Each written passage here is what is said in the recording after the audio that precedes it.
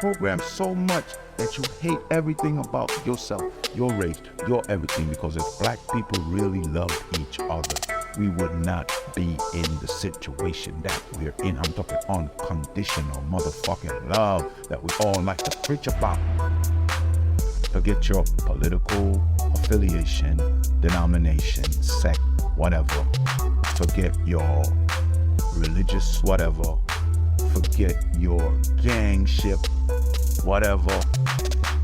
Forget your whatever.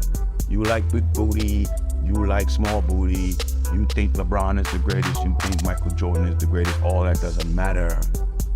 If you really loved each other, you will bypass all that, but you can't. You can't.